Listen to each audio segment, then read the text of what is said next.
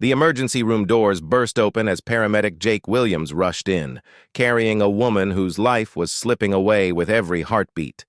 Blood covered her beautiful dark skin as she whispered through broken lips, "Please don't let me die. I have so much left to do."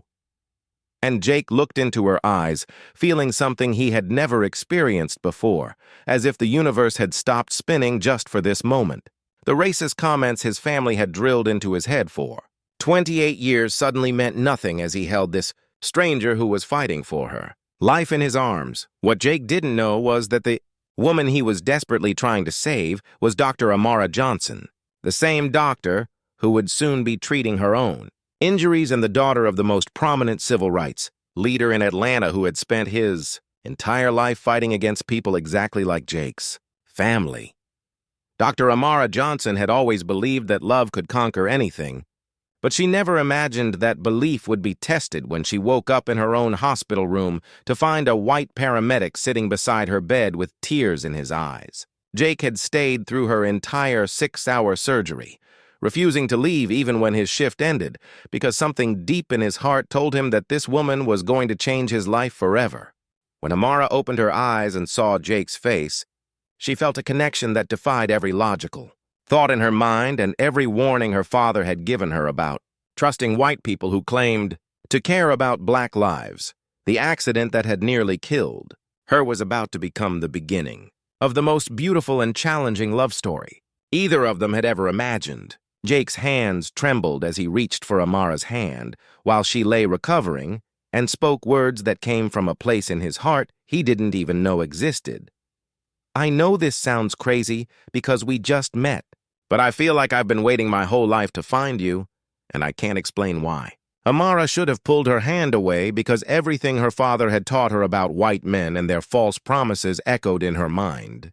But instead, she squeezed Jake's fingers and whispered back, "I feel it too, and it scares me more than dying did because love like this isn't supposed to exist between people like us." Neither of them understood that their connection would soon tear apart two families, challenge an entire community, and force everyone around them to choose between hatred and acceptance. The first sign of trouble came when Jake brought Amara flowers during her recovery, and his partner Mike saw them together through the hospital window. Mike had grown up in the same racist household as Jake and couldn't believe his eyes when he saw his best friend holding hands with a black woman like she actually mattered to him. Within hours, the news had spread through their entire fire department.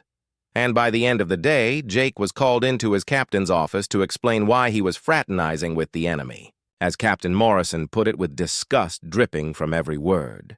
Jake looked his superior in the eye and said something that shocked everyone, including himself. "She's not my enemy. She's the woman I love, and if you have a problem with that, then you can find yourself a new paramedic." Amara faced her own challenges. When her father, Reverend Marcus Johnson, discovered that his daughter was receiving visits from a white paramedic who looked at her like she was the most precious thing in the world. Reverend Johnson had spent 40 years fighting against systemic racism and watching white people make promises they never intended to keep. So, he couldn't understand how his brilliant daughter could be fooled by what he saw as another white man's lies. The confrontation happened in Amara's hospital room when her father walked in to find Jake, reading to her from her favorite book of poetry, and the tension in the air was so thick that even the nurses stopped what they were doing to watch. Reverend Johnson's voice boomed through the room as he demanded, "What do you think you're doing here, boy? Because my daughter doesn't need charity from someone whose people have spent centuries trying to destroy ours." Jake stood up slowly and faced the man, whose reputation for fighting injustice was known throughout Atlanta, while his heart pounded. With fear and determination at the same time, every instinct told him to back down and walk away. But the love he felt for Amara gave him courage he never knew he possessed, as he spoke with quiet strength. "Sir, I understand why you don't trust me because my own family taught me to hate people who looked like you and your daughter. But love changed my heart, and I'm here because I can't imagine my life without Amara in it." The room fell silent as Reverend Johnson studied this young white man who was either the best actor he had ever seen or someone who genuinely cared about his daughter's happiness. More than his own safety, Amara watch the two most important men in her life size each other up and realize that her choice would determine not just her own future, but the futures of everyone who loved her. She struggled to sit up in her hospital bed, despite the pain from her injuries, and spoke with a voice that carried the strength of generations of women who had fought for the right to choose their own destiny. "Daddy, I know you're trying to protect me, but Jake saved my life in more ways than one, and I won't let fear of what other people think keep me from the happiness I've spent my whole life searching for." Tears rolled down Reverend Johnson's face as he saw the determination in his daughter's eyes, and realized that she had inherited his fighting spirit, even if she was using it in ways he never expected. The news of their relationship spread through Atlanta like wildfire as Jake's racist family downed him for betraying his own kind. While Amara's community questioned whether she could truly trust a white man who came from the same background as their oppressors, Jake's mother, Linda, called him in tears, begging him to end the relationship before it destroyed their family's reputation, while his father refused to speak to him at all because he couldn't understand how his son had become what he called a race traitor. The pressure from both sides was overwhelming, but Jake and Amara found strength in each other as they realized that their love was bigger than the hatred and fear that surrounded them. Jake's breaking point came when his younger brother, Tommy, showed up at the fire station with a group of their old friends to convince him to come to his senses before it was too late. Tommy grabbed Jake by the shirt and shook him while yelling, "What's wrong with you, man? She's using you to get back at white people for everything that's happened to her family, and you're too stupid to see it." Jake pushed his brother away and spoke with a fury that surprised everyone who heard him. "Don't you ever talk about Amara that way again, because she's shown me what real love looks like, while all of you have shown me what hatred does to people's hearts. And I choose love every single time." The confrontation ended with Jake walking away from his family for what he thought would be forever. But what he didn't know was that his courage would eventually inspire them to examine their own beliefs. Amara's own crisis came when she overheard two nurses discussing her relationship and questioning whether she was selling out her people by dating a white man instead of finding love within her own community. The words cut deeper than her physical injuries because she had always been proud of her heritage and her father's work for civil rights. But now people were suggesting that loving Jake somehow made her less committed to fighting for justice and equality. She called Jake in tears that night, asking him if their love was worth the pain they were causing their families and communities. And his answer changed everything when he said, "Amara, our love is proof that change is possible, and if we give up now, then we're telling everyone that hatred wins. But I believe that love is stronger than fear." The first major test of their relationship came when Amara was well enough to leave the hospital and Jake wanted to take her out to dinner at his favorite restaurant. But she knew that walking into that establishment as an interracial couple would create a scene that could turn dangerous. They compromised by having a picnic in the park where they could talk privately, but even there they attracted stares and whispers from people who couldn't understand what they were seeing. Jake held Amara's hand as they walked and whispered, "Let them stare, because what we have is beautiful and real, and nobody else's opinion can change that." But Amara could see the hurt in his eyes when children pointed at them, and parents pulled their kids away like they were witnessing something shameful. The breakthrough moment came when Jake decided to attend one of Reverend Johnson's sermons to show his respect for Amara's family and his willingness to learn about her culture and beliefs. Walking into that church as the only white face in a sea of black, worshipers took more courage than running into burning buildings ever had. But Jake knew that earning Reverend Johnson's trust was essential to building a future with Amara. The congregation fell silent when Jake entered and took a seat in the back pew, but Reverend Johnson saw him there and made a decision that would change everything when he built his sermon around the theme of judging people by their character rather than the color of their skin. Reverend Johnson spoke directly to Jake when he said from the pulpit, "We have a visitor today who has chosen to step outside his comfort zone to show respect for our community and our beliefs. And that takes the kind of courage that we should all admire regardless of what someone looks like on the outside."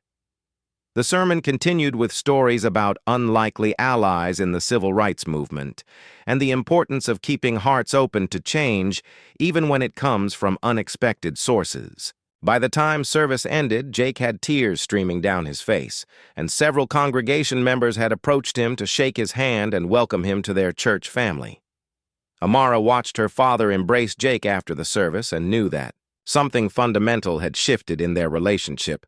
When Reverend Johnson said, "Son, I may not understand your journey, but I can see that your love for my daughter is genuine, and that's more than many fathers can say about the men their daughters choose."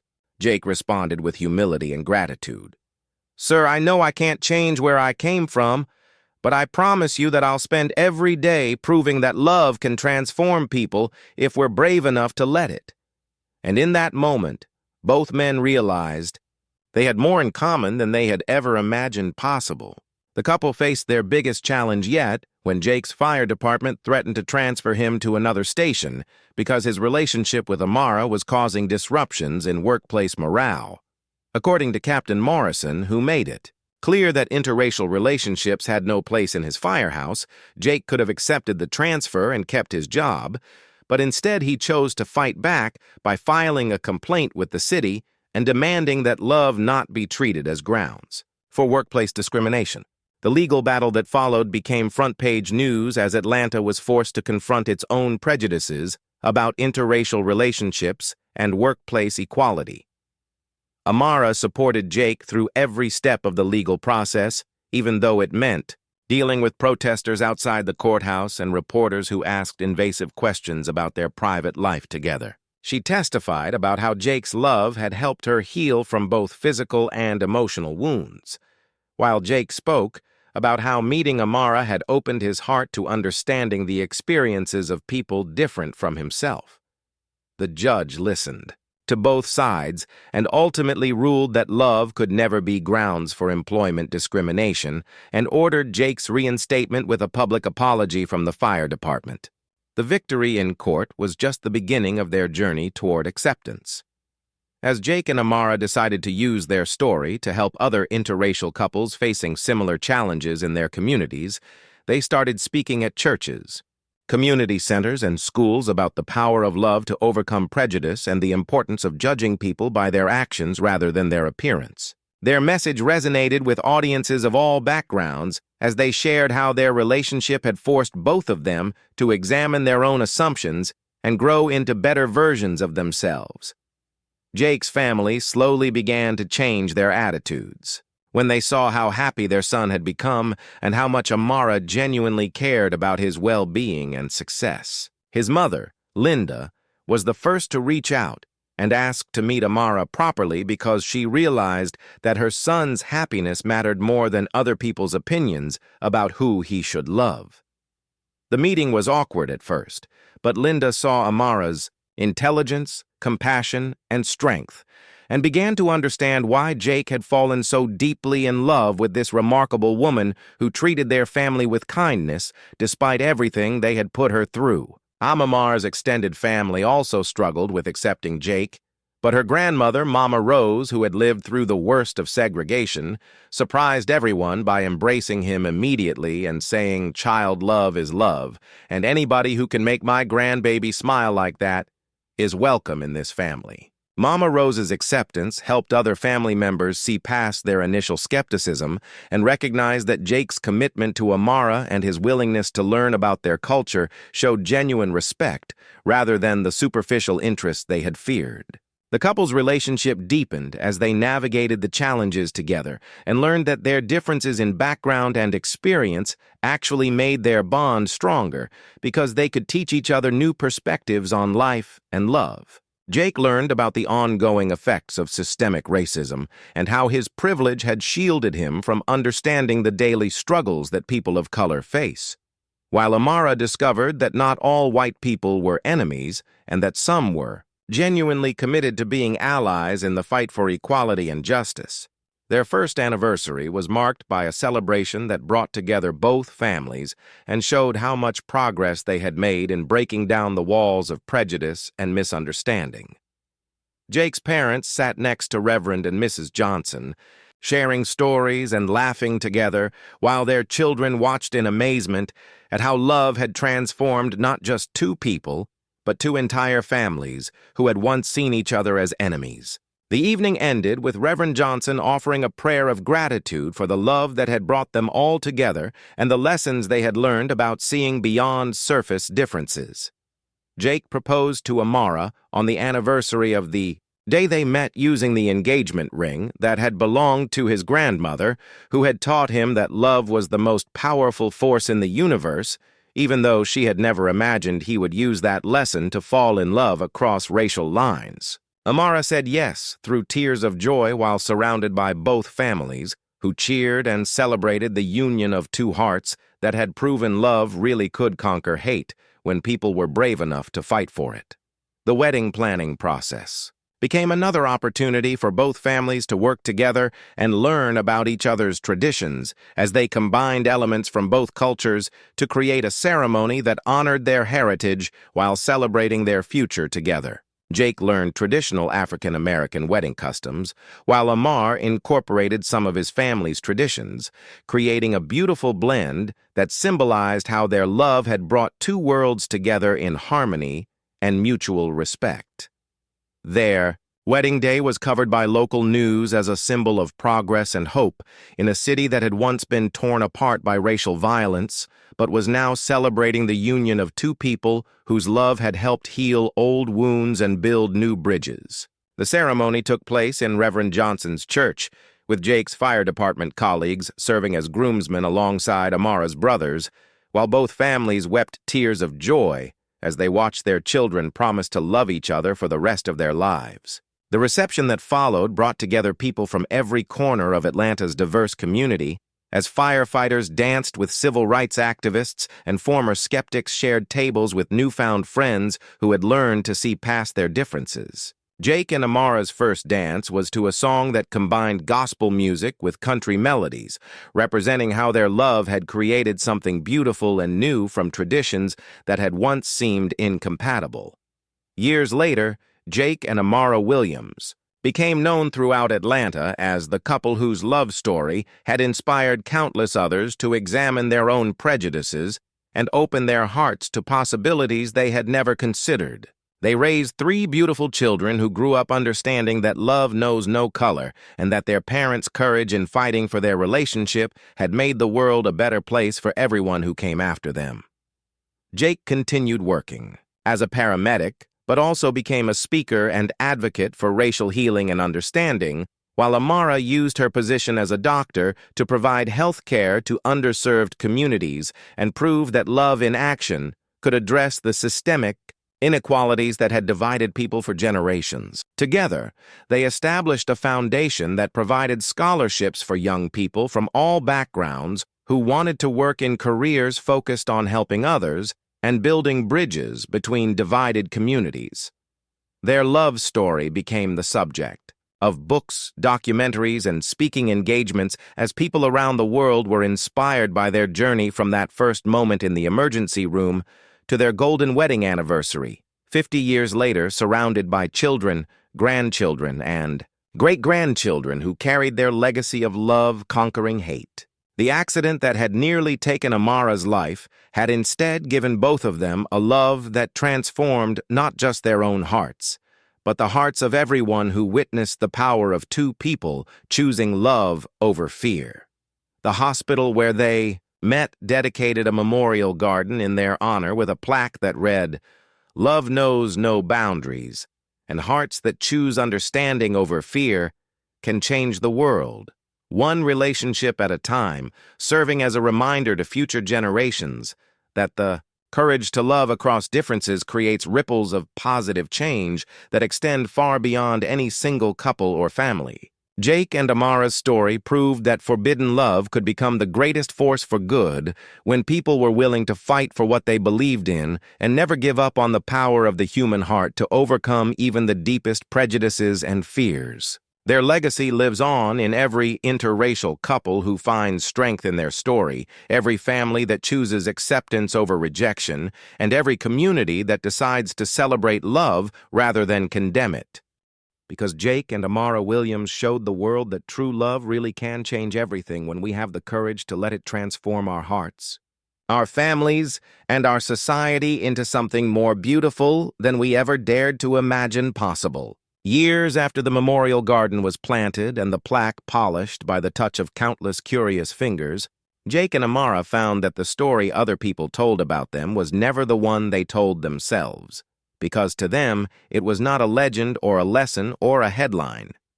It was a series of ordinary mornings and stubborn choices stitched together by forgiveness and laughter, like the day their eldest daughter Ila left for college, and Amara hugged her so tight the stethoscope at tea, her neck pressed between them, and Jake stood in the doorway pretending not to cry, while he slipped a folded note into Ila's backpack that read me that love is the bravest science we practice, and the day their son Eli sprained his ankle in a basketball came and a stranger in the stands muttered something ugly under his breath, and Jake had to breathe slow and steady while Amara squeezed his hand, because they both knew that not every heart changes in the same season, and not every mouth can be reached by sermons or court rulings.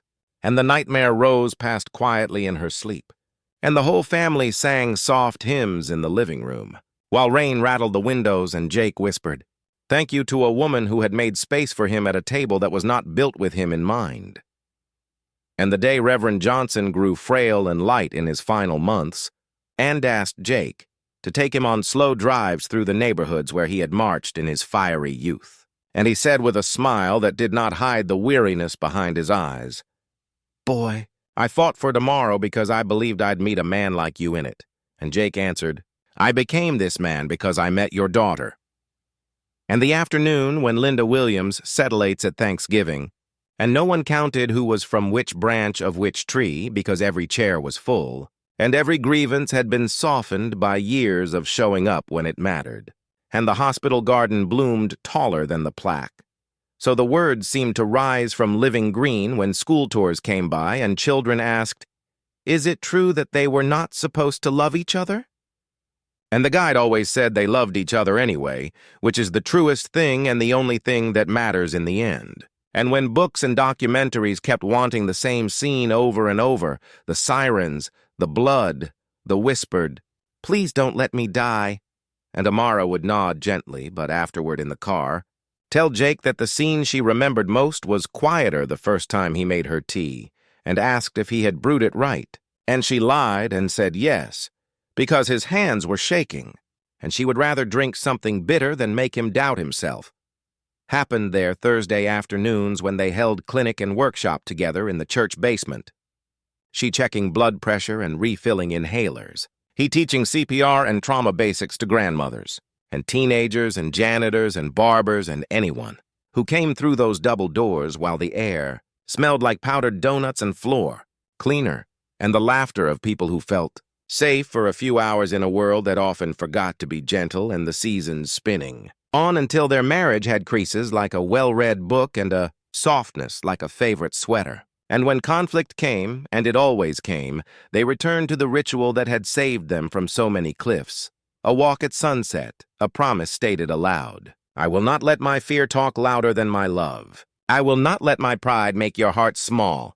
And sometimes they failed, and sometimes they had to apologize. Twice or three times, or sleep turned away and still wake to try. Again, because their vows were not glass to be displayed, but would to be worked and oiled and mended. And then their foundation grew into something they could not manage alone. And they learned to release control, to train younger hands, to trust that the work did not belong to them. It moved through them like a river that was older and wider than the stones on its banks. And some years were lean and some generous. And still they kept the first rule they had written in a notebook with coffee stains at the corner. Every story we tell must leave.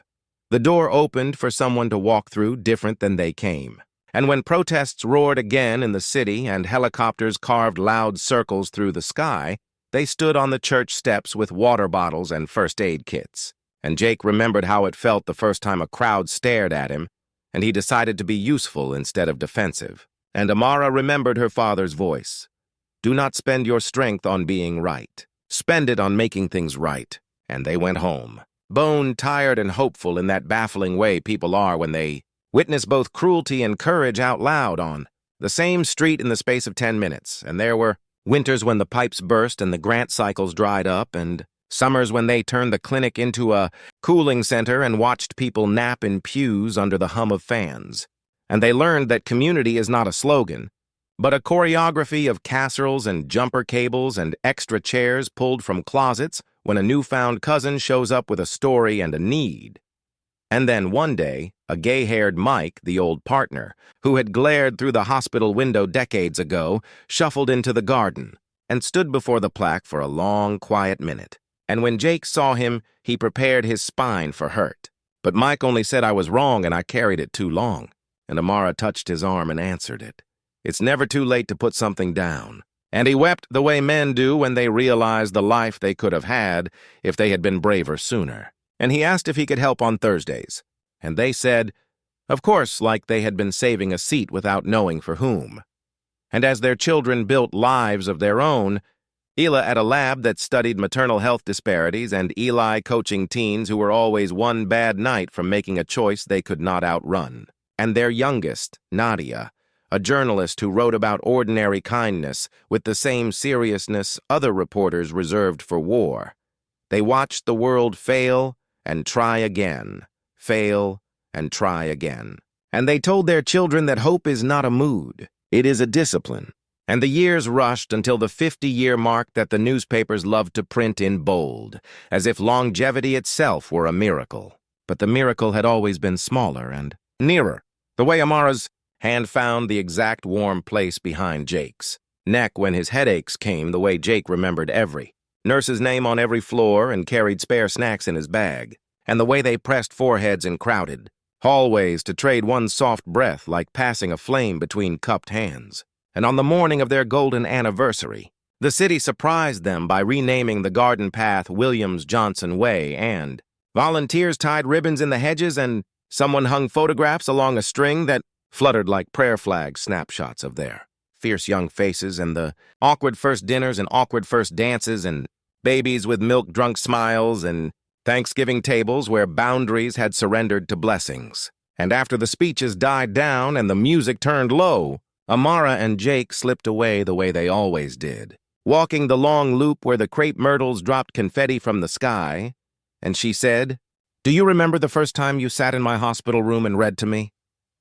And I pretended not to be terrified of how much I already needed you. And he said, "Do you remember the first time you looked at me like I might be good, and how that look built a bridge that I walked across for the rest of my life?" And they stopped beneath the old oak where the bark had swallowed the edge of the earliest ribbon, and they stood shoulder to shoulder, not facing each other but facing the path ahead, because that is how they had always stood when the world needed them. And they spoke like a litany.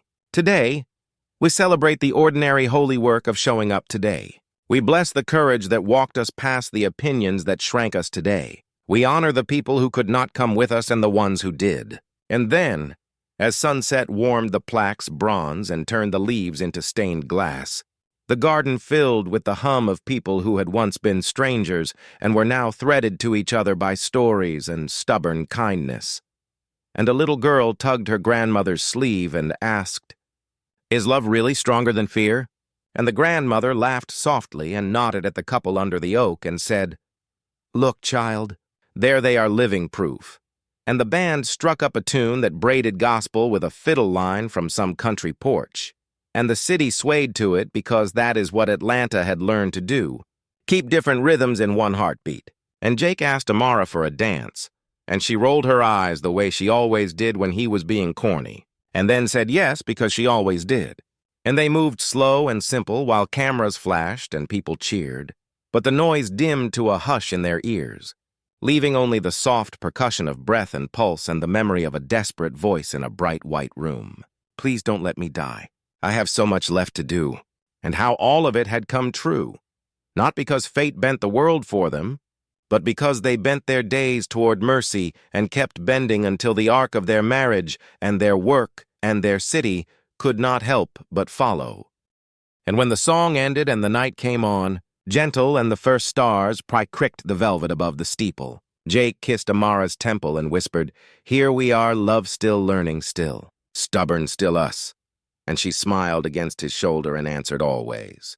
And though the garden would empty, and the lights would be packed into vans, and the ribbons would weather and fray, the path would remain and the plaque would remain, and the living would keep walking past them, reading the names out loud, as if naming were a kind of prayer. And some of those walkers would arrive angry, and some tired, and some skeptical, and some aflame, with their own private griefs and hopes, and each would carry away a slightly different story. But every story would contain the same small, unglamorous instruction that had saved 2 lives. And then many more choose love again today. Choose it when it is inconvenient, and when it is unfashionable, and when it feels like loss. Choose it when the room is silent and all you can hear is your own frightened breathing. Choose it when proud voices tell you to turn back and hard voices tell you to harden with them. Choose it and keep choosing until choosing becomes the air you pass to those who will come after you. Because this is how ordinary people change the world.